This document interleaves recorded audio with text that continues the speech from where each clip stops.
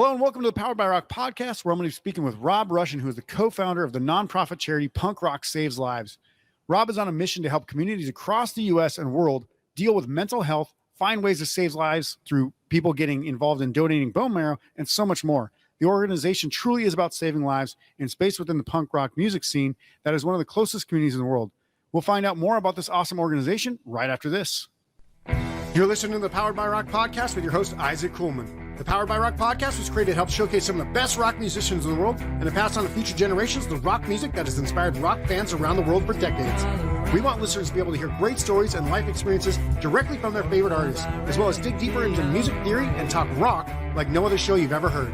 This isn't about looking cool, it's about getting real and having a great time. Without further ado, let's start the show.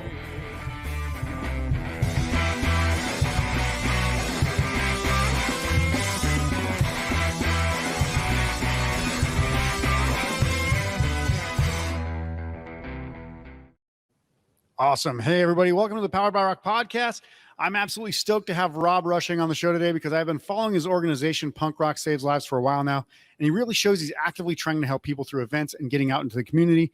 Oh, and Rob and I are actually putting together an awesome charity golf tournament in Las Vegas in April that we will be discussing a bit more as well. So, hey, Rob, welcome to the show. Thanks. It's good to have you here. Great. So, yeah, let's get into some things. But yeah, before we dig into too much, I just want to get like your backstory and really talk about how you got involved with the punk community, music scene. I know you play music and you've done some things in the past with bands and stuff like that. But let's dig into that journey and just how did that all come to the evolution of you kind of starting the Punk Rock Saves Lives charity? I've told it a few times now, so I've got it down to a kind of a synopsis. I can't remember a time that I didn't love music growing up. And my parents played a lot of records and stuff like that, but it was obviously, I'm a kid of the 70s and 80s. So it was a lot of Fleetwood Mac, Jimmy Buffett, Willie Nelson, stuff like that. And although I loved their music, as you know, I was looking for mine, and it started, I hit high school and everything kind of coinciding with MTV when, so everything exploded and you had, that cross mix there of the punk rock and the new wave and the visuals. And you saw so much going on with, and MTV was looking for anything to play when they started. So they really were great to play a lot of stuff that normal America would have never gotten. A lot of things like, believe it or not, Duran Duran, and they were different. They were, I won't call them punk rock. I would say they came from punk at one time. Yeah. And I'm a real non-gatekeeper, so I don't define what is punk and not. But as I started to dig deeper through that, I started to evolve, and believe it or not, I was a real big fan of a band called The Alarm. And they were kind of the third generation punk that followed straight from what you want to call, the Clash and all in Sex Pistols and the Ramones.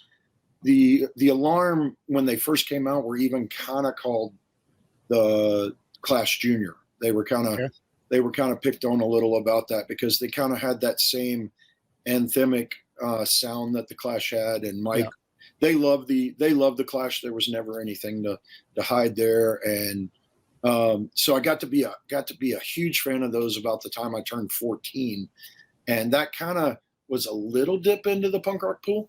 Yeah. But then, just like I hope a lot of you did, I discovered 7 Seconds, and getting into the early 7 Second stuff, at the 14, 15, 16, getting into, driving and putting in a tape and listening to every word, everything as you drove around.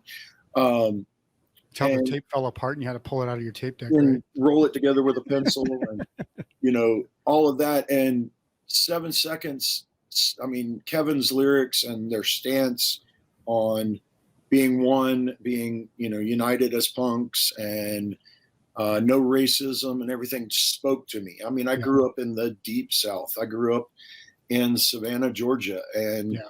it's there. It's everywhere. Racism's everywhere, but it Yeah. really spoke to me, and I always tried to be everybody's friend. You know what I mean? The funny story is, of one somewhere back there in one of our high school reunions, someone came up to me and goes, "Rob, I don't remember you ever being in a clique. I remember you always being around everybody." And I'm like, "Well, I'm glad you remember it that way." Yeah. So, That's how I always felt too. It's like, why do I have to like just be with like jocks, or why do I have to be like these kids over here? I would hang out with like goth kids and like nerd kids, and then I'd go play all the sports, and I would hang out with the popular kids. I'm like, we're just high school kids. Like, we don't know shit about anything. Like, why can't we just all hang out and have fun? Yeah. And, but because of that, I really started wanting to be that, and then, discovering early bad religion at that time, and finding, but still mixed with everything else. At that time, you really could listen to Guns N' Roses one minute, and Sonic Youth the next minute, and then 7 Seconds, and then I mean, you can't escape Bon Jovi and Guns N' Roses and Def Leppard back in the 80s. Yeah, it was everywhere. And I'm not going to say I was ever a giant hair metal fan or anything, but I had friends that were, and I didn't discount them we would joke at each other, but we were still friends. And I was like, and then I went off to college, and luckily I did, you go to college, and if you go off a little ways, I didn't go far. I went Statesboro. I went to Georgia Southern, which is, back in the 80s, was just becoming a big school. Yeah. And I went there, and I didn't know anybody, and I tried a fraternity for a few quarters, and that wasn't my thing. And they were great. It just wasn't my thing. I didn't know. And there was one rock club, one punk club on campus, and they were getting all of the punk, all of the rock, everything out of Atlanta, Athens, all the big music scenes that we thought were huge, Nashville. Yeah. And they would come through, and coinciding with going there, and I wanted to be a DJ, and I got, believe it or not, a spot as a freshman on the college station. Yeah. And let's make sure people understand, a DJ isn't somebody that goes up there and presses play on a MacBook. No. It's somebody that actually puts vinyl records on a thing and plays it over airwaves. Yeah, especially in 88. That's my first freshman year in college, 88, 89. And we had albums, and there was no format to the college station. WVGS, they're formatted now. Everything's formatted now. But back then, as DJs, we got to play what we wanted, as long as we didn't break the FCC laws and cuss. We got our own, everybody had your own show, and you went and got your own underwriters. Like, I got a pizza place to give me a couple of pizzas to give away every week, and all this. And even though we weren't commercial, so we weren't doing commercial, we called it underwriting. Yeah. If I was giving something away, I didn't mind saying, "Hey, these are courtesy of Domino's," or whatever, whoever would give it to me. And it was red, and you played everything. And one of my biggest things since I was a kid, and then walking into this library at a college radio station, was I loved to read the liner notes. And if I like a band, I would look for who they thanked, and I would go explore that, and so, 7 Seconds would thank Uniform Choice, or the Descendants, and stuff like that. And so you would go, "Okay, what's that about?" And and that's how I kept getting more and more and more into punk, and more into the stuff. And even then, though, like I said, I don't believe in gatekeeping. I've been guilty of it. We've all been guilty of going, "Oh, that's not punk," but I try not to. And that's a big movement in my life the last few years, is to get away from that. And going back, that was at the explosion of Widespread Panic and all these hippie bands doing their thing and coming out, and they would play that little club in Statesboro. And I ended up, after I left the fraternity and everything, I ended up getting a door job at that bar. So I got to work at that bar and sometimes do sound and sometimes do all sorts of stuff. And so I started meeting all of these bands, and then we put a band together that freshman year called Exit 26, me and a couple of really rad guys that are still beautiful friends of mine to this day. And, we would play the Statesboro scene, we'd play parties, we got to play that club a lot. We got to play Athens once. And back then, if you made it to Athens, Georgia, or Atlanta, Georgia, you had made it. Yeah. But so that laid the roots, and then I had 2 or 3 bands in college. When I left college, I went back to Savannah, Georgia, for about a 2.5 year period. Had a band there called Jigsaw, and we did a lot of playing, and we didn't know there was a one-hit wonder band named Jigsaw. Yeah. But a lot of some people remember that band, and that's pretty rad. But then I had the lucky thing that my biological father hadn't really been there a lot in my life, and he bought a house in Nashville where I was actually born. But he called me and was like, "Hey, I really haven't been there for you most of your life. I would come and go. I'd disappear. You have I knew I had 2 half brothers. We had been getting back in touch. I'm old enough to be my 2 half brothers' dad, but they were born when I was in college. But he was like, "Hey, I'm living in Nashville. I've got this house. It's just me and your 2 little brothers. Why don't you come up here? You can take and do whatever you want. You won't have a house note or anything or rent. You can come live with me and find your life." And I was really wanting to be a roadie. I was really wanting to do music somehow. Yeah. And so I packed up my life and moved to Nashville, Tennessee. And the first night I was there, I went to a concert of a couple of bands that I really dug that were just playing at a place. And the venue was like, "Yeah, I just got rid of my whole local crew and I need a whole new local crew. You want to do it?" And so first night I'm in town, I get a job at a really cool club and started working for everybody. And then I had a band there in Nashville called Uncalled For. And we played a lot of shows at like Lucy's back with the, throw a little word out. Anybody remember the Teen Idols? And let's see who else. Love Bucket, Sop Happy Superfly, Staring at the Sun. Nashville had a really cool punk scene in the early to mid 90s, and they still have Nashville's not just country music, guys. Not honky tonk it's pretty diverse. There's nothing in the world wrong with honky tonk. I love honky tonk. But that was what was cool about Nashville, and through the 90s and the 2000s is there was a lot going on. And so I worked a lot through that.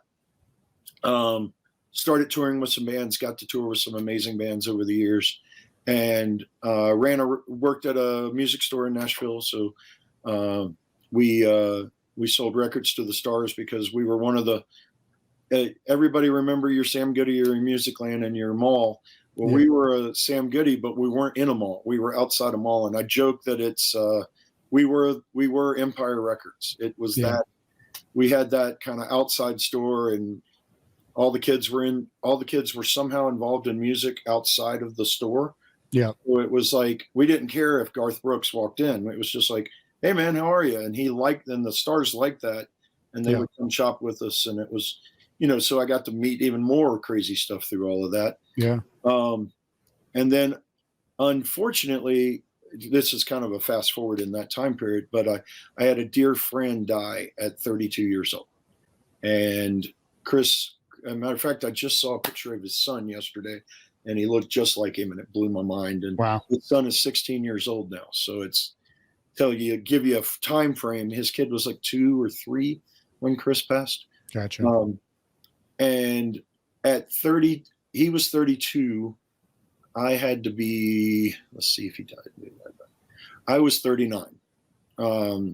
So he died in 2009. And at that point, I felt like, this is going to sound crazy hippie, but it's not. I felt like I had kind of a third eye open, that I wasn't doing anything bad, but I wasn't doing anything good in the world. Yeah. And it hinged on my friend passing. And to make this all come full circle, and to make you laugh a little, and you know this already, Isaac, but I had left the music business. I was still going to shows, still working with, helping bands when they came through Nashville and everything. But I took a 10-year hiatus as a golf pro. Yeah. So I worked at golf courses and all sorts of stuff for a 10-year period. And but I was on about 2 to 3 weeks after he passed away. I was sitting at the golf course on a kind of rainy, snowy day. Nobody was coming to the golf course. So I was flipping channels on the big screen in the clubhouse, just trying to kill the time until I could feel like it was okay to lock up. I had a bar there, so a lot of the members would come drink at the bar. Yeah, even if they weren't golfing, just come down. And I didn't want to leave them out or anything. So I was just kind of hanging out, and I was flipping channels looking for something, anything just to kill the time. And there used to be a thing called Palladia. Mm-hmm. It was an MTV network in the late, 2009, 2010 that still played music, but it was way at the end of your digital dial. It was like in the 300s or 400s or something like that. And I've got to there, and there's this documentary on about these musicians hiking Mount Everest to raise money to help people survive cancer. And I kind of go, hey, and I start watching it. And all of a sudden, Mike Peters, the lead singer of The Alarm, said full circle all of a sudden. Mike Peters is on the TV screen talking about his own personal fight with cancer and how he launched this foundation, and they were hiking Mount Everest to raise money to give to cancer centers, and they built a cancer center in Nepal with the money. Incredible stuff. And I watched till the very end. It was 80s musicians mainly. It was Mike Peters, Glenn Tilbrook from Squeeze, Cy Curnin from The Fix, Slim Jim Phantom from the Stray Cats, and they climbed to base camp at Mount Everest and played the world's highest concert ever. And that's what the documentary. They smoke weed and be like, now we're doubly high. No, but Cy, in the video, if you ever watch it, there's a documentary out there. You can get it. It's called Everest Rocks. But Cy Curnin, it's Slim Jim Phantom, says, man, I got to give up smoking. And he's sitting halfway up going, I thought I had to anyway, but man, I really got to now. And I thought that was, base camp's got to be at least 12, 15,000 feet up or something. 20. 20? Jesus, that's way too high. I mean, I live in Denver, and we can be at 13, 14,000 in an hour, know, and you get out of breath up there. So imagine 20. But at the time they played a concert at base camp. They made it. There were challenges along the way, obviously, but base camp's about the last place you don't need. After that, you need to start carrying oxygen. Yeah. So the big hikers and that go for summit and everything have oxygen units and all that stuff. But they got to there, and at the time they won the Guinness Book of World Records for highest concert ever played. And then some Swedish band beat them the next year, and then they beat them the next year. And at the end of the documentary, I looked up the website, and there was a phone number listed, and it was in Denver, Colorado. And I called it, and a guy answered, and I was like, hey, I just watched the documentary, and I went to the website, and I see what you're doing. And they were doing bone marrow drives, and my friend didn't die from cancer, but it still, everybody has to deal with cancer. Name somebody in this world that's not had to deal with cancer. By the time you're 20, you probably know somebody that's died of cancer or had it. Family, friends, everything. It's just, it's a beast. And so I called them, and this guy answered the phone. I said, hey, this is going to sound crazy, but I want to do what y'all are doing. And I'm in Nashville. I don't want any money or anything. I want to do this. And he was like, man, we're really small. We really don't have any money to spread to other cities. And I went, I didn't ask you for money. I asked you what to do. Yeah. And he goes, And he goes, well, let me get a hold of my boss and I'll call you back. So he took all my information. And to this day, it was a famous story in the Love, Hope, Strength Foundation that he went back to her and he goes, hey, I just got off the phone with this guy in Nashville and he might be crazy. And she goes, why was he crazy? And he told her that I wanted to basically franchise the idea and do what they were doing. And I didn't want any money or anything. I just wanted the supplies and the encouragement. Yeah. And she goes, what's crazy about that? Get him going. Yeah. And so they called me back and I started using my music, my musical influences and contact and stuff. Yeah. Yeah. And I would just call and go, hey, can I come down to your show and set up a bone marrow drive? And for 2009, 2010, and into early 2011, I did that with all I needed from them was supplies. I didn't need it, and I just would get my own shows. And then they asked me to go to Bonnaroo with them. And I went down and the best Bonnaroo they had ever signed up was like 80, 90 people. That first one I went to, we signed up 400. Nice. And it was just because I really believed in it. And I'm the kind of guy that will go out front and talk to everybody that walks by. And, and so we started moving. And then right before 2011's Bonnaroo, I get a call and it says, hey, Rob, you've been kicking so much, cancer ass there, because we were getting, my team in Nashville and my friends that were helping me, we were getting matches. We were getting possible lives saved just because we all had other jobs. We were just doing it as something to do and in honor our friend that passed. Yeah. And they were like, we kind of want you to move to Denver and do this for real. And I'm like, okay, let's do it. And I really took about a $30,000 pay cut, sold my house in Nashville and moved to Denver, not knowing really anybody but the charity. And I just felt like that was something was pushing me in that path. Mm-hmm. Fast forward till 2019. So 8 to 9 years in Denver and touring with them and touring with every band you can imagine. Everywhere from Ozzy Osbourne to the smallest punk band in the world. We did it all. Yeah. It wasn't just rock. It wasn't just, we toured with Willie Nelson. We toured with, I could list, George Strait had us out. Just Kenny Chesney had us on a whole big bunch of tour. Donovan Frankenreiter, Michael Fronte, all sorts of music. Everything you can imagine. And these bands got it. It was, here's a way we can let these guys be there, talk to our fans, do something good. And it really didn't cost the bands anything. Yeah. It just had to let us be there. Yeah. And so we were setting up tours and going crazy. And it was my job at that point to recruit more bands, go on the tours, make it happen, sign up as many Americans as we could. And fast forward to 2019, we had signed up almost 250,000 people to the National Marrow Donor Program, finding 10 to 12,000 potential life-saving matches out of that. That's the sad part about the Marrow Donor Program. It takes about 1,000 signups to get lucky enough to find that one that can match and donate. Yeah. So, you get a lot of matches. The match number is higher than the actual donation because matching someone genetically and actually being able to physically donate are two different things. Yeah. But every single person you sign up has a chance to save a life, and that's pretty good. Unfortunately, in 2019, the Love, Hope, Strength Foundation decided that they were going to do away with their outreach program in America.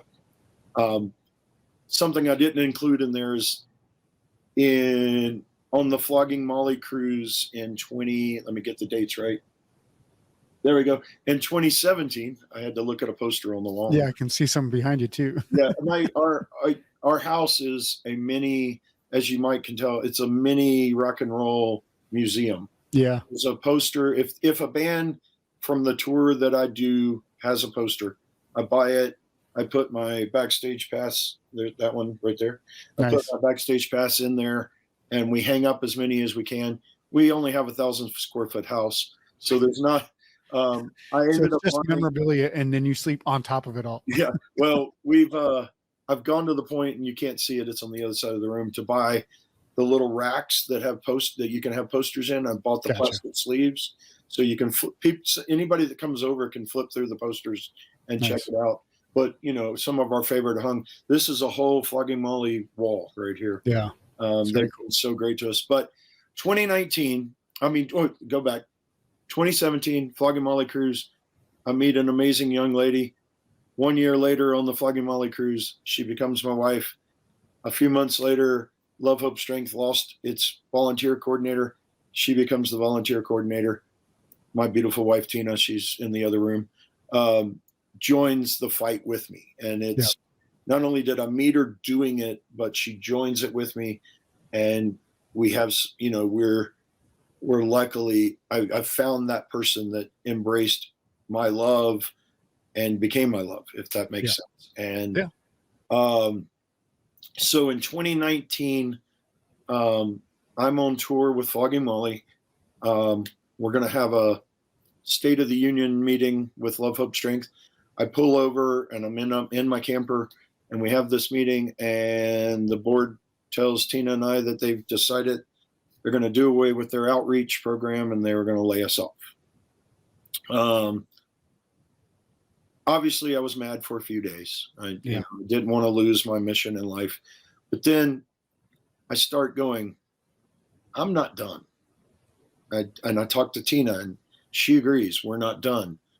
I talked to Nathan Maxwell from Flogging Molly. He agrees, we're not done. I call Adam Siegel from The Faction. Mm-hmm. He goes, we're not done. I called Justin Sane from Anti-Flag. We're not done. We have some amazing folks on our board of directors now that were friends of Flogging Molly and toured with them. I talked to them, agreed, we're not done. And they want to be involved with anything that I want to do. Yeah. And I had been using Punk Rock Saves Lives as a hashtag with the punk bands that I had recruited. And literally it was a hashtag. Yeah. And I said, I want to do Punk Rock Saves Lives, and I want to keep doing Marrow Drives, but I want it to be a more utilitarian situation where we can do more. We could do diabetes things if we needed to. We could do mental health issues if we needed to. We could do whatever. And if a band, and the joke from the very beginning is, if Pennywise invited me on a tour and they wanted to raise money for beach cleanup in Huntington Beach, I would immerse myself in that, and I could represent that for them through Punk Rock Saves Lives. And that's the thing about this, is we can move and shake and do so many things to make the world better. And then, selling the name right off the bat is, everybody's like, oh, you're going to pigeonhole yourself into something. And the funniest part about it here 3 years later, or 2.5 years later, is now those people, as well as almost any band, goes, oh, we were punk at this point. Or, I had a punk phase, and you might have had your punk phase for one summer, and it might have been My Chemical Romance or something. But you know what? You saw the community, the punk community. And that's the idea of the name, is that our punk rockers and anybody that's ever been influenced by it can change the world. And so we've set out here over 2 years. Now, think about the time period, November 1st, 2019. Pretty rough start to a business, huh? we officially launched Punk Rock Saves Lives. And this is a running theme on that Flogging Molly cruise right there. Okay. We launched Punk Rock Saves Lives. And great. Our Flogging Molly family, all the cruise shipmates, everything got behind it. It's incredible. They're our base. We love them. They carried us through so much. And we get off the cruise. I was in our RV, so I had to drive home to Denver. And Tina had a trip planned that we had booked her to go visit the Greek Isles for the first time in her life. And she's Greek, so that was really cool. So she left there and went on that cruise, and I went to drive home. But getting off the cruise, our brothers in Authority Zero and Pennywise and the Bronx were touring, and I looked at the tour, and they were literally going all the way slowly back to Denver. So they were kind enough to let me follow them and set up a booth every night, and Earth Skateboards and Authority Zero were with me, and we had some skateboards and some skate decks, and Pennywise signed them all, and Nice. all of this stuff, so we could do some cool stuff on the way home. And it was an incredible trip. And Clay from Earth Skateboards rode from the cruise all the way back to Dallas with me, and because he's from the Texas area. Mhm. And it was incredible. So we finished in Dallas, and then I finished the drive home to Denver. And we get home, and okay, it's going to be, November, December, January, and we'll be ready to launch in February.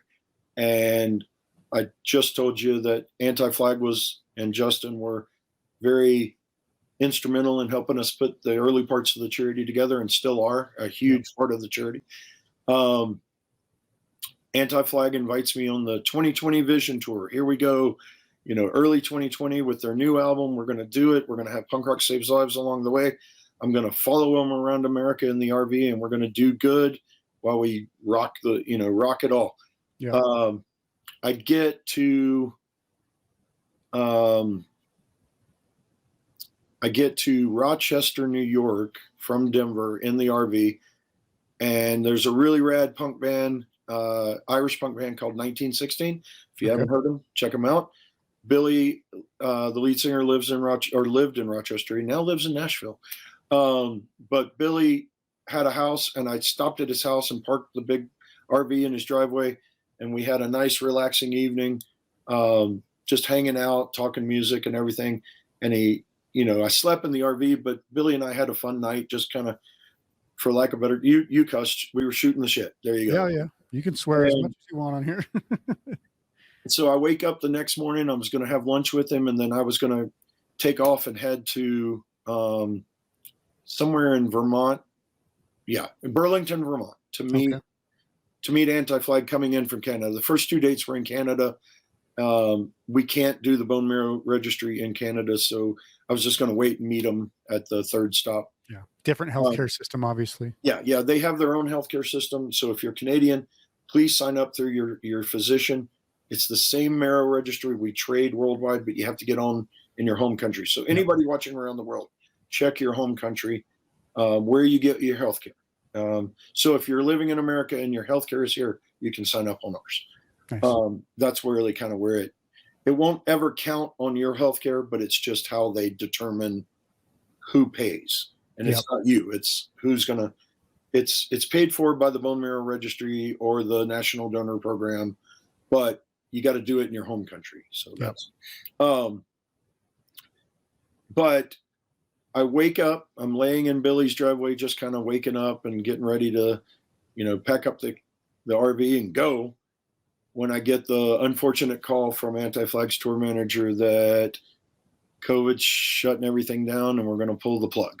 And there I am sitting in Rochester, New York. I've already driven that far and not even done a show.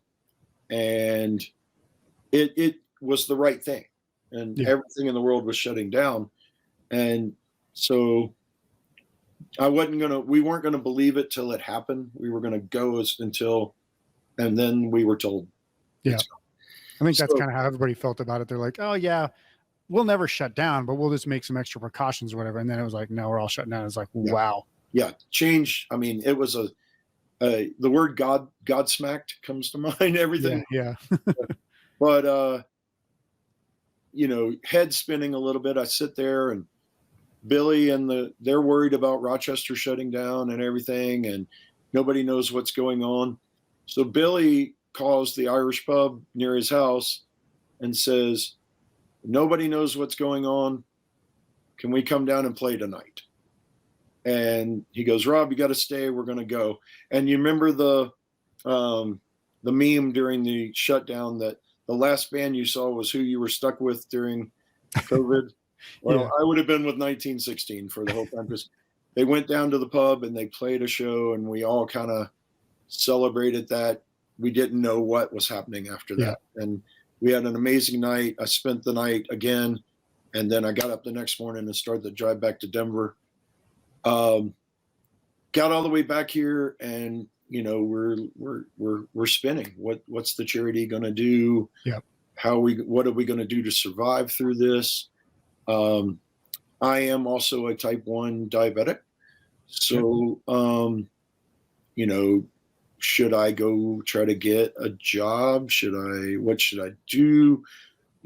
At that time, the big thing was, especially if you were immunocompromised, and that was the people that need to stay home. So we go for it a little bit, and we're trying to map it out. I'm staying home.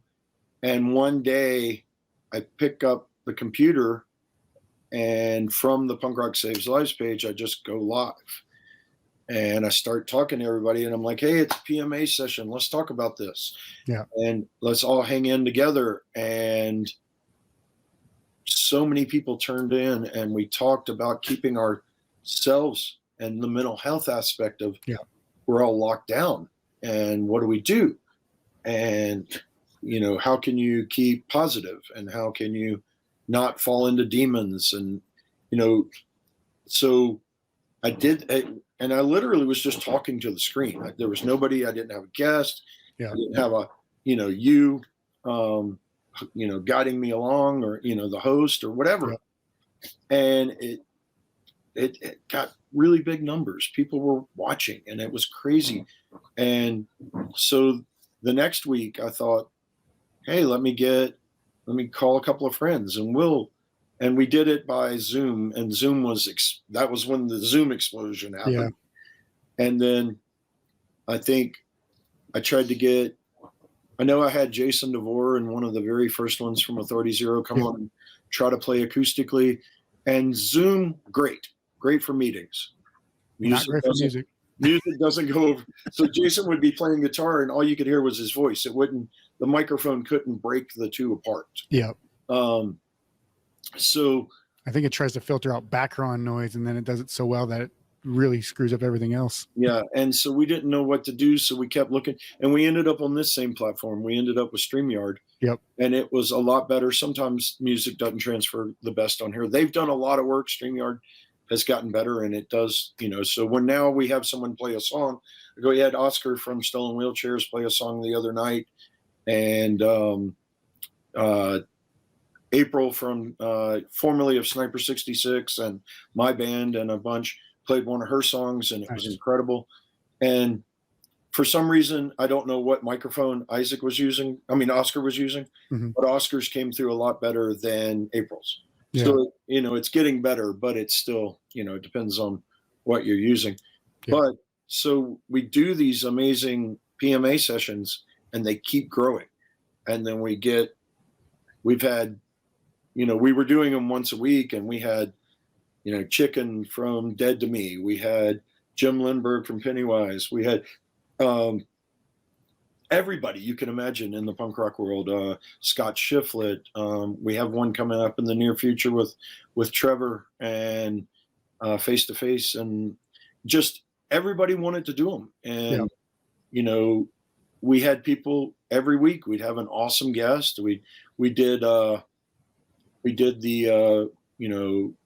amazing Badass Women campaign, and we did a few of the women ones, and I would come in and tell everybody hello, and then how to run this. I would I would take myself off screen. It was all women, and that's what we wanted. We wanted, when we founded Punk Rock Saves Lives, we don't want it to be about men, women. We want it to be utilitarian. We want to support every person being the best person they want to be. And that can be man, women. They could be a flirt, a furry. I don't care what they are.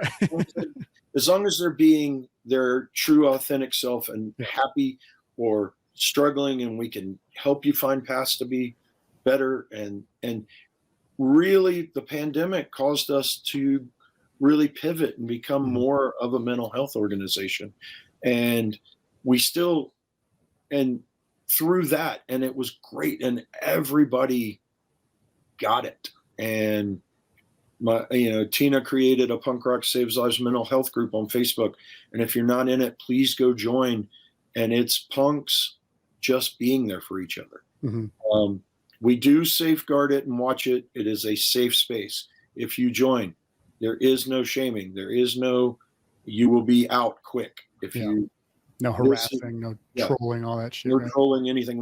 We've had, unfortunately, just like everything in the world, had to pull, a few people out and stuff like that. But it's become this amazing safe space with so many members, and you can literally say, hey guys, I'm really struggling today, and this is what it's about. And out of that, we have a sober curious separate group that have not a 12-step meeting, but they have a meeting at least once, maybe twice a week through Zoom. Yep. And it's just punks helping each other. We are not health professionals. We are not mental health professionals. It's literally that first step. If you feel like you can open up to us, then maybe we can help you take the next step and go to a professional. We could even, in a lot of cases now, we have mental health professionals reaching out, asking how they can be involved and offering pro bono time. Yeah. And we've got to build that for every state so that, and then further on through the whole country, and I mean, through everywhere. And once we get that and you need someone, we can refer you. Better, I might say the wrong one, but I think it's Better Health has come to us and given us a code. If you email info@Punk Rock Saves Lives and say you need the Better Health link, you'll get a link for 4 free visits. Nice. Where you can open up to a therapist online or on the phone, someone to talk to that is a professional. And they literally thought what we were doing was great, and we're the bridge to get you to someone. Yeah, I was going to say, most people are going to probably open up to maybe not a friend, but somebody who they feel familiar with, right? Because like, it's hard to say this stuff to your friends, even because you might think that they're going to judge you for it, and you can't go to a medical professional because you feel like you're like, there's a stigma around going to medical professionals, right? So that bridge is a perfect scenario where you can talk to familiar people, whether they be anonymous, behind a screen or whatever, but it does bring that segue between you and getting the real help that you need. Yeah. And you said stigma, and that's a big word, and especially us guys. Yeah. I don't know about you, but I was brought up, oh, rub some dirt on it, you're fine. Yeah. You know what I mean? And I was brought up, my parents were great, don't get me wrong. I'm not, but it was a different time, and even in school, you'd stub your toe, oh, get over it, and, or something, when honestly, if you didn't get it taken care of, you could probably get sick. And, even through all of this, I'm the worst about going to a doctor. I mean, I'm going to a dentist tomorrow, and to be completely honest, I'm scared to death, but I'm going to go now, and I'm learning that stuff myself. And that's something that's pretty cool is, we have so many different age groups that through punk rock, and it changes every day. And one of my big pushes is to get you guys to admit we need help. Yeah. And it's okay to ask for help, and stigma sucks. So our friends at Hope for the Day are doing a whole fuck stigma campaign. Mm-hmm. So we want to get rid of that. We want it to be, it's okay to ask for help. It's okay not to be okay. Yeah. That's their line, obviously, but it's a great line. And then another one of my campaigns that I picked up through this, and just throwing myself out there, is that it's okay to tell your friends you love them. Yeah. It doesn't matter if they're guys, girls, it's okay. Love is a powerful emotion, and it's something we can all use more of every day. And it's okay for a guy to tell another guy, hey man, I love you. Yeah. And that, we didn't do that. You know what I mean? And getting people to you'd get teased mercilessly as a young man, for sure. Oh yeah. It was almost as bad as buying your clothes at Walmart back in or if for us, it was when in the 80s and 90s, if you bought clothes at Kmart, you were, and that's so sad. You know what I mean? That was so materialistic and bad back then, that is why a lot of us struggle today, and it's been passed on. And none of us are none of us are not guilty of something. I know I picked on people, and I know I wasn't always trying to be. I literally in most of my life have tried to be everybody's friend and in the middle and try to guide people, but I know everybody has, and I know I've screwed up. And if I have, I try to put it out there. If I've ever wronged you, I apologize, and let me know what I can do, and let's get past it. And so there's so many ways in the mental health world that you can really just opening up to a friend or someone that you maybe I'm just a guy, but if I'm the guy out in the world and people see me with all these bands and everything, and it's true, I'm out there. It's been great. I've been a lucky man. And if I could be that first person to tell you, hey, don't worry about that. Let's talk about it. What if I told you, hey man, those are amazing shoes, and you were walking to jump off a bridge. Yeah. And maybe that one little compliment goes, wait a minute, somebody does care. Yeah. And so use that. Tell somebody something nice every day. Find a reason to hold a door for someone. And part of the whole Punk Rock Saves Lives thing is we truly subscribe to the Joe Strummer idea of punk rock. And that is, punk rock is kindness. It's kind as fuck. And that was straight from Joe Strummer. I think there was like a meme recently that was like, punk people are good people pretending to be bad, and hippies are bad people pretending to be good, or something like that. Yeah, I've seen that one too. Yeah. But we get the flack online sometimes about what is this hippie shit, and the person that thinks punk is nothing but nihilism. Yeah. And I get it. Sex Pistols and stuff, yeah, it was nihilism, but not picking on them. The Sex Pistols were basically a boy band, guys. Yeah. They were a put together band, and they used shock to shock the world, and their shock was nihilism. And yes, it set us on a path, and I dig it, but there was so much punk before that. Think about Woody Guthrie. Think about MC5. Think about Dolly Parton. I mean, people doing it their way. DIY. Bob Dylan, all sorts of guys. Yeah, exactly. I think punk is an idea. And if you think it was only 1977 and nihilism and fuck the world, then you haven't been in the punk that I've been in. No. I honest to God, I give 7 Seconds so much credit for me being the man I am, and I've been lucky enough to tell Kevin that directly.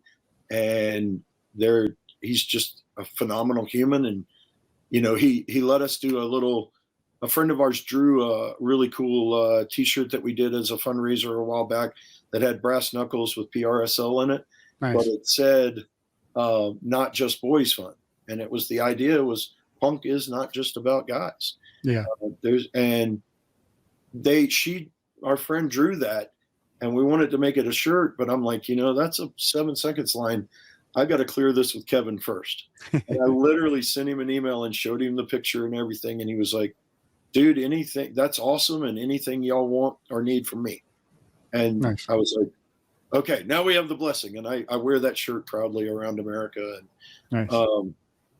So now come the end of last year, we start touring again, and it's still a question mark, and there's still going to be cancellations. There's still, I'm trying to be optimistic that, and when I say optimistic, I feel like COVID is now going to become our new flu.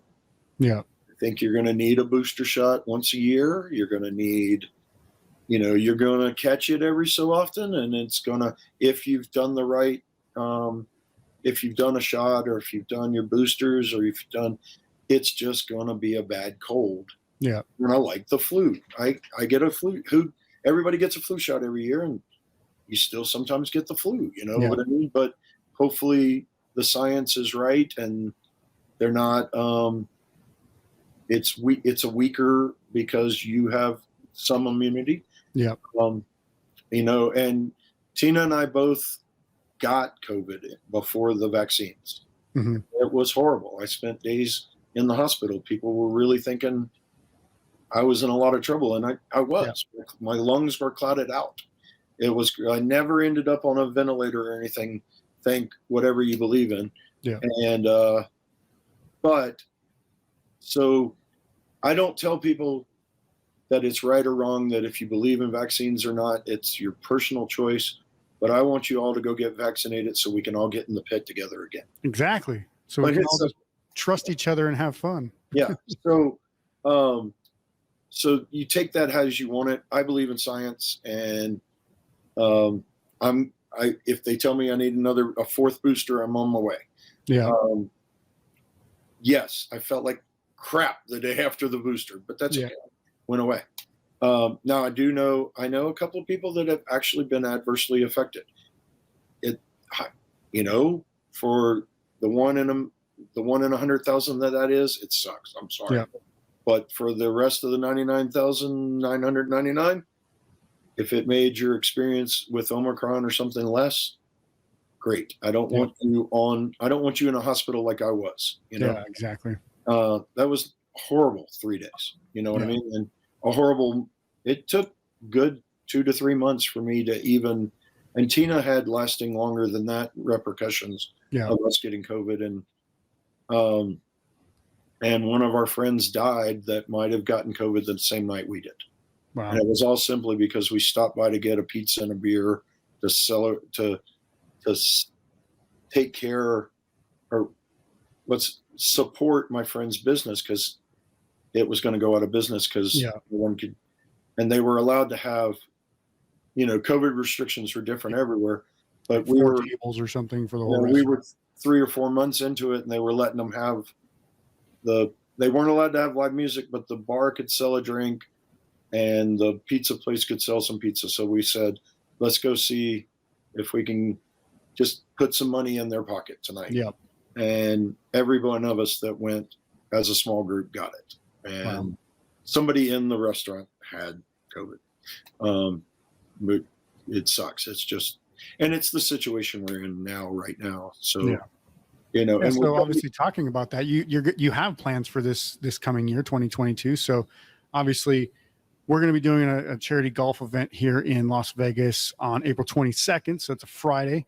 It'll be at the Legacy Golf Club in Henderson, Nevada. So if you guys are very interested in supporting the charity, also, if you like playing golf, even if you don't play golf, you can come drink some beer, slap a golf ball around and be terrible at it, but still have fun. It's a team sport on this one. It's a foursome scramble. So you just take the best shot from every single shot and then play. There'll be some fun little mini games in there as well. But obviously, you had a golf pro experience. This kind of ties in with that. Yep. I kind of just reached out to you coldly. I had no idea if you were interested in doing this or not. I reached out to a couple other charities, never heard back. You guys were like immediately like, this sounds awesome. Let's do it. And I was like, that's great. So now we have obviously a goal, and we have some other big plans that we're kind of in the works for making it a kind of a rock and roll punk weekend kind of thing. Yep. So that should be awesome. But what other things are you kind of doing, and what's kind of spurring you right now to kind of make this the best year so far? Well, we're, luckily got the tour last year a little bit, did 3 months. I got the Anti-Flag guys reached out to us, and I was going to go on tour with them anyway. Mm-hmm. And their bandwagon driver couldn't go. And they were like, hey, Rob, you have a big RV. Yeah. Why don't you drive our bigger RV and ride with us, and it won't cost the charity money. And I was able to go with them for 3 months and drive the RV and set up a table every night. Nice. We swabbed over 400 people at the shows, so that was incredible. And it kept building, and here we are in 2022. And as long as the shows are going to happen, we're going to go for it until if the government shuts us down again or whatever. But just announced this earlier last week, February 8th, I start a basically 3.5 week run with the casualties and stolen wheelchairs. Mm-hmm. And that's going to go from Tulsa, Oklahoma, up into the Midwest and down the East Coast into Florida, ending in Orlando. So East Coast this time. If they do a West Coast run, hopefully it will earn their. Both bands dig us. They're friends over the years. Hopefully they'll love what we do, and we'll build that relationship for future shows. Yeah. We just got invited by the Oxymorons that opened for Anti-Flag. If you saw any of some of the Anti-Flag dates, they opened the first half of the tour. Incredible rap rock combo thing, and it's incredible. They are going on tour with the rap artist Grandson. Okay, I know Grandson. Yeah. Through Oxymorons, they got us to come on some of those dates. So we're reaching into we're taking the punk rock genre into hip hop, which is pretty rad. Because I think hip hop and punk rock were both revolutionary art forms, and they really do change their world. So it's really a cool. You both came from street type scenes too. Yep. Yeah. So we're going to be doing that. Tina will be doing a bunch of runs on that, and we have some amazing volunteers that'll be doing some of that tour. Through March and April, we'll be on the Flogging Molly cruise. Obviously, if it gets to go, we are the charity for that this year. Nice. We are doing the golf tournament, obviously. Yep. Working on a concert to go with it, but that's working on it. Did the big call before this about it, so that's and then May in the the people that throw the pumpkin drublics and the punk in the parks. Yep. Yeah. We are going to help facilitate their liquor licenses in certain states through the nonprofit. Nice. And we will be tabling at almost all of the punk in the parks and punk and drublics. So keep an eye out for us in America. And that starts in not Tempe. Is it Tempe? Tempe, yeah, March 16th or something like that, I think. We'll be there, and that's with our brothers Authority Zero and Venomous Pinks. Yeah. Our sisters that rock, and they're both on that show, and that's going to be incredible. So we're going to be at that in San Diego, and if the cruise happens, we will fly from San Diego to Miami to do the Flogging Molly cruise, and then I'll fly back to pick up the camper. Nice. And then, so we're going to be doing a lot of those, so keep your eyes open for those. Even if we're not tabling, we will need volunteers at almost everyone to pour beers. So if you feel like you can't afford a ticket to go to one of those, reach out to us. They need people for the whole idea behind both of those is that they're beer tasting events as well. Yep. Yeah, they set them up. Fat Mike set them up originally, and craft beer and punk rock, and they donate money to Punk Rock Saves Lives for every person that we send in to be a beer pourer that day. Oh wow! So you obviously get to listen to cool music, and you're not going to every minute of every day. The beer tasting ends before the first band. Yep. So if you volunteer, not only do you get a donation for Punk Rock Saves Lives, you get into the show for free.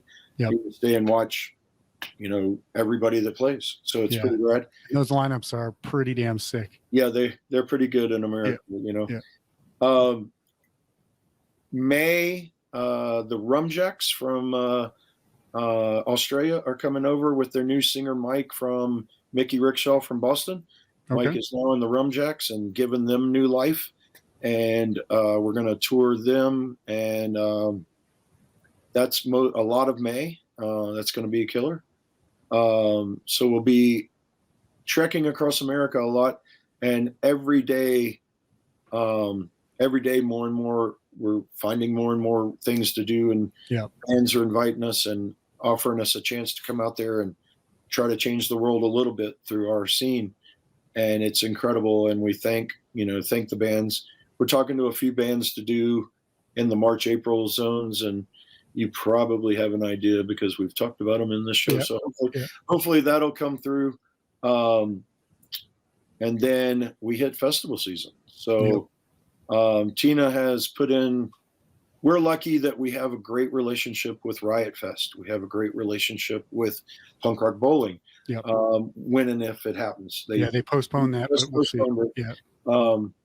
There's a lot going on there. They did it, and I kind of felt like they were going to just because they did it at Labor Day or in September. Because normally it's like in May or something like that. At the end of May. Turning it around that fast to have another one was really tough. And who knows, Europe has one of the best festival scenes in the world. Yep. And a lot of our punk bands get to play amazing festivals over there. And man, they're trying to come back strong. So, who knows where, to get a great lineup, we might have, there's so much conflict for these festivals, but Punk Rock Bowling, they could have it in January and I'd be there. So when they get that going again, we'll be there. It's got to wear a jacket. It's Vegas, but it does get cold at night. might get down to 70 at night. Oh, darn. It's funny. The people, our great friends that live in Vegas and Florida, I always laugh because it gets below 60 and they act like it's the end of the world, but they really do. Your blood changes. You get used to it hot, and then 60 feels cold. I grew up in North Dakota, and there was like minus 40 degrees there, and it'll get down to 30 here, and I'm like, it feels the same to me. It feels like super, super cold. Yeah. Scott from the Potato Pirates here in Denver, amazing punk band, but Scott's part of the Shorts Corps, and I've never seen the guy not in shorts. Yeah. And we live where it can get really cold, and shorts every day. I get it. Yeah. But so that's coming, and then festivals. We will probably be at some festivals that you wouldn't think, and that's the punk rock infiltration. You know what I mean? Yeah. We're going to get out there and show people that punk isn't the kid with 8 million studs on his jacket smoking a cigarette on the corner. Yeah, that's what people think, and it's not. Punk is a movement. Punk is probably in my life, the punk and the metal communities are so strong. It's unbelievable. And, it's luckily I've been able to work in those communities to try to make a difference in the world. Yeah. And, we've really narrowed it down. I think your main three things you're going to see from us this year, at festivals and online, is huge push on mental health, obviously, and that's going to always be there. Bone marrow registry drives live on site at events.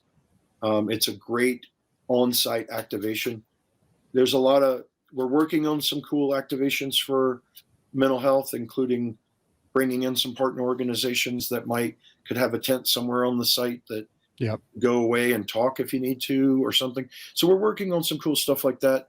The third component, and it'll be a side component no matter what else is happening, is Tina, through our great friends at Sidewalk Project in LA, and they have a partner group in Vegas too. Mm-hmm. It's a harm reduction based charity, and they work directly with homeless on skid rows and homeless encampments and stuff to get not only support, but to get Narcan into and harm reduction, really get it out there. And I don't care what you believe in drugs. You might think someone doing drugs is the worst thing in the world. You might not care and think people should enjoy whatever they enjoy. Bottom line, and I heard this directly, Stacy D from Bad Cop is one of the founders of the Sidewalk Project, along with Soma Snake Oil. And directly from Stacy's mouth on stage is, we don't care. We're not here to tell you do drugs or not do drugs. But if you do a drug, it should be what you thought you were taking, if that makes sense. Yeah. Yep. So, and there's a lot going on right now with fentanyl being added to drugs, and people are overdosing on a massive scale. It's everywhere. And it's not just homeless. It's kids at school being, thinking they're doing just a little bump or something. And, we've been through it. If you've been in rock, punk, metal, reggae, whatever, you've been in the scene, you've been around all of this. Yeah. And if someone offered you something and you did it and there's fentanyl in it, your heart could stop. Yeah. And you shouldn't die from that. That's no matter what you believe, you shouldn't die because you try something. Yeah. And some people get truly addicted, and that sucks. And there's ways and avenues to help there too.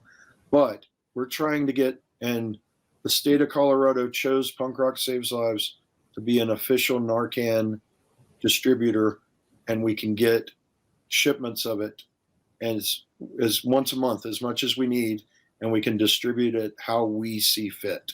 That's so we will be giving out Narcan as much as we can. Obviously, I drive a little RV with a trailer. I can't carry 8 million tons of Narcan. Yeah. But I will keep as much possible with me. If you are at a festival, at a concert that I'm at, and you feel like you want to carry Narcan in case you see someone collapse, come by. We will definitely give you some, and we'll teach you how to do it. Mm-hmm. It's literally squirting up their nostril, someone that's down, and you could, honest to God, save a life. That's awesome. To get them back through the overdose, at least till the paramedics can get there. And, and that's incredible. That's an amazing thing that we can all do for our fellow man. And that's just putting a little thing, and then it's not illegal. Yeah. There's no law against it. So carry it, whether you think, on the Anti-Flag tour, Mark, our tour manager, was walking to have lunch, and a car crashed, or it was a work truck, crashed through a thing, and the guy fell out of the seat and was blue on the ground. And Mark we had just gotten some Narcan from Sidewalk Project, and he didn't know I had it, but he ran over and tried to help the guy. And if he would have had that in his pocket, it would have helped him faster. Apparently, we don't know what happened, but the guy somehow overdosed, passed out, but the paramedics got there in time. So we do know this person survived, but that's good. But it's that kind of thing. You never know. Yeah. If we can get Narcan in everybody's pocket, or in your purse, or in your backpack, or something, and if something happens near you, obviously infiltrating and getting into the homeless encampments and everything like that, but that can be dangerous work too. So you have to be careful there. But getting it in the right hands and getting it into everybody's hands could save more lives. So we'll be doing a lot of Narcan distribution this year. So look into that. And if you feel safe carrying it, please do. Yeah. See me. If I don't have any with me, I'll get your address and we'll get you some. It's awesome. So that's, and we continue to get, we're two years and a few months old now. And, we were lucky to set up Punk Rock Saves Lives. And this is where I can honor Love, Hope, Strength.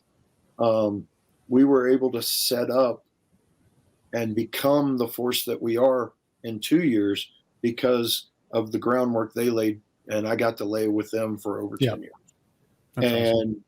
They were really kind to us as they decided to do away with their outreach and knew I was going to go forward to do this. They gave us a lot of their infrastructure. They gave us a lot of folding tables. They gave us some tents, but it was great. And I was like, hey, we just have to order the toppers with our logos on them. It ended up costing more to order the toppers. Yeah. The metal apparently comes with it. But it was really cool that they went out of their way to do it. You know what I mean? Yeah. And so all honor to them. They are still a nonprofit, and they are doing good things, mostly in Great Britain. But never think, and it's something we never even talked about, another Vegas connection, which you'll love.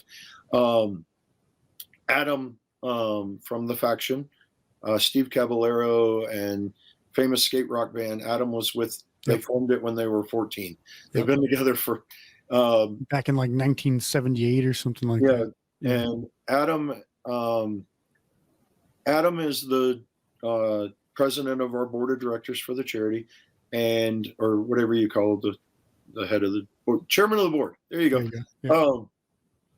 Yeah. And he owns I Am Records, which is based in Vegas, and it was the original Factions record label. He Gotcha. put out their first single, and he's kept doing stuff over the years. Not a whole lot, but he's really the last 5-6 years really brought I Am back. And through I Am, you can get a lot of the old Faction stuff repressed and new and remastered and all sorts of cool stuff.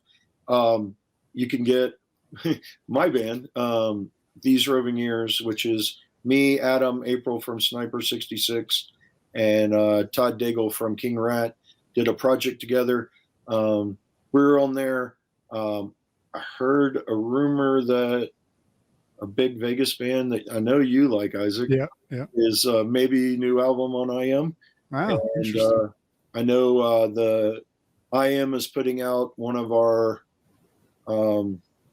friends' older album. So look for that. But I reached out to Adam and I was like, so Adam, with your record label, we're going to do a Punk Rock Saves Lives album? And he goes, yeah. And so we're doing, we're in the middle of, volume 2 just got done. It's at pressing right now. People are waiting. We're expecting them in May. I know there's probably about 50 copies of volume 1 left. Okay. We're only doing 1,000 of each one, and bands have been incredible to donate this. Volume 1 has Anti-Flag, Flogging Molly, Descendants, Mercy Music, the Faction themselves, Bouncing Souls. Wow. It's incredible. Look it up. If you're a vinyl collector, get one at imrecords with an S store.com. 2 S's in a row, yes. But get that.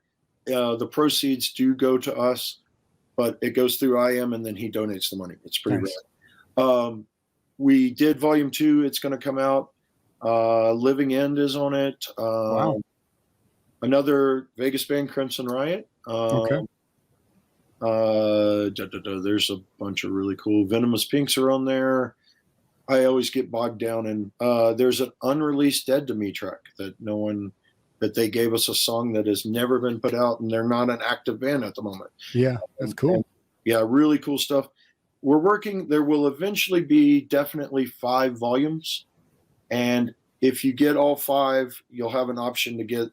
Adam is a gigantic record collector. He has the best record collection in the world, and if next time I'm in Vegas, maybe I can take you to his house. It's something to behold. That'd be cool. 1,000 albums or more. Yeah. And but he's such a collector that for the 5th album, there will also be a special edition foil box that all 5 will fit in. The box set, yeah. You have to show that you bought all 5 to get a chance to order that. Wow. So get in now. We're shooting for number 3 is going to be all punk rock women or women-led bands, produced by not only my wife Tina, but the Mabel Syndrome group are working with her on it. Leland, who's our artist relations manager, and I are stepping back from number 3. We want it to be all women powered. Nice. Incredible. And then volume 4, we're getting bands already donating songs. Incredible. Then we'll work on 5. So check that out. That's a good way you can support us and get a really cool vinyl. Yeah. We also have things online. There's merch, there's t-shirts, there's buttons, there's stickers, all the cool stuff that punk rockers like, including like this hoodie I'm wearing. Yeah. Really good stuff. I think I live in our stuff half the time now. Yeah. Well, I got my own stuff now. It's not that great. I haven't got anybody to do my designs yet, so I'm just like putting the logos on stuff. But yeah, I do the same thing. I'm like, this is the most comfortable thing I own, so I'm just gonna wear that. Yeah. And the cool thing is we've learned from years of really bad hard t-shirts to order the good ones now. Yeah. Yeah, like the stiff, itchy ones and the ones that make you sweat because the logo is all like Yep. sticky or whatever. You're like, Yeah, that's gross. yeah, we try not to do that. So, Yeah. but the bottom line is we want to be a force for challenging our punk rockers to do good. Yeah. Do something good every day. And Yep. it could be as simple as yelling across the fence to your neighbor to say, "Hey, I haven't talked to you in a week or two. How you doing?" Yeah.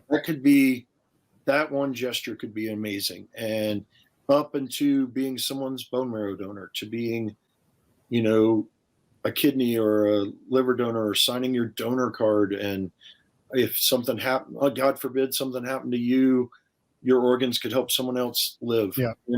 There's so many things, carrying Narcan and maybe saving a stranger's life. You never know. There's so many things that you can do to help. And we want to show the world that our punk rockers can do that. Yeah. And we do. I know I've met so many punks that want this avenue and want ways to do it. And maybe I'm the true believer, and I'm okay with that. Yeah. Obviously, we'll put links to all this stuff. I'll have to get all the links because we got tons of things we're going to link here. But if you're interested in any of the stuff that Rob's talked about so far, golf tournament, obviously doing any of the activations, volunteering at any of the events, donating, buying charity, buying any of the merch, all that stuff for charity, getting one of the sound or the compilation albums. We'll put links to all that stuff in the show notes. But, before we go today, Rob, I feel like you're the perfect person to ask this question, but what kind of message would you offer someone who is struggling either mentally, physically, or financially and feels like there's no hope for them? Bottom line, you're not alone. Yeah. We're here. There are people that listen. There are people that will talk. There are people that, might put a GoFundMe up for you or some. You never know. I've seen so much. I've seen our punk rock community do so much good. We're here in Denver, and we've had a really challenging time. We had members of our tattoo community were just killed in that shooting spree that I'm sure you saw around the world. And we just had, a lot of Denver towards Boulder destroyed by a fire. It was crazy. All back to back to back to back. But the bottom line is I've seen our community come to life and in beautiful ways. They had an amazing concert yesterday or Saturday for the families of the affected from the shootings, and Denver's punk scene showed out. And I know that is in every city and every town. So never forget that there is someone that will listen to you. If you have to call my cell phone, and it's on our website, if you need to call me in the middle of, I can't guarantee I'll answer because as an old roadie, and I say this a lot, I sleep when I can sleep. Yeah. So if you ever see me an hour before a concert under a table sleeping, let me sleep. But then after that, I'm all yours. But if leave a message, I will get back to you. Someone will get back to you. But don't give up. Don't quit. There's a lot of us out here, and we care about you. Everybody has a value, and sometimes you don't. Our mental health and there are mental illnesses that tell you that you're not, and we want you to know that you are. You're loved. You're welcome. You're needed. You're appreciated. And just live. We try to live a way to get that to you. I think for a lot of people, it's just they don't feel like anybody understands what they're going through because they feel like it's just them, right? So just having somebody else on another side of a communication, whether it's a forum, Facebook forum, or cell phone call, or email, or whatever, or just talking to somebody at a festival, just getting somebody who acknowledges you exist and they understand what you're going through. I think that's a huge step for a lot of people to take. And I've actually had a couple of nieces attempt suicide recently, both in high school and junior high age. And it's crazy that, this is something that they don't even share. And then all of a sudden they do it. And you're like, that's come out of nowhere to me because I don't live with them. I don't talk to them on a regular basis, but it's one of those things that it's not the people that you always think it's going to be either. It's somebody's going through something. And if they would just talk to somebody and find somebody, you would see that this actually matters, and you could try to help them before it gets even worse. Yep, and it's ultimately rooted. All of this, guys, is rooted in music. Yep. Music can change the world, and we're called Punk Rock Saves Lives, but you might have been. What if Eminem spoke to you that way? Or it's all there. There's so much that can do good, and you're not alone. And on the suicide side, suicide's not hard for the person that commits suicide. Yeah. It's hard for us that you leave behind. Exactly. We don't want you to leave us behind. We want to be there with you, and we will do our best to always be here. And there'll be someone, hopefully there's 20 people behind me, and hopefully there's 20 people behind each of them. Yep. And it just, there is a window, there is someone that cares, and it's tough, and I'm getting a little choked up thinking about it, but breathe. That's always the first step. Reach out and live life. We want you around. So awesome. Yeah, if you are struggling, obviously check out the notes in the show notes below this video to get some help. Reach out to Rob, reach out to the organization, get whatever you can. Don't feel like you're alone. And obviously, Rob, I want to thank you so much for your time today. Punk Rock Saves Lives. You got to check them out. Again, for any of the stuff that we've talked about, there will be links below. So Rob, again, thank you so much for the conversation today. If you haven't checked out the organization yet, go to the show notes below. If you like what you heard on the show today, please make sure to subscribe to the podcast and share it with your friends on social media. You can also find the full interview, the video interview for this on YouTube as well. If you want to check out some of our written content or any of the products or merch that we have available, you can go to poweredbyrock.com to read, our absolutely free rocking blog full of album reviews, interviews, some cool lists. That'll keep you entertained as well. And you can find our gear so you can pick up some items to look and play like a rock legend. That's our show for today. We'll see you soon for the next episode. Thanks, and until then, rock on.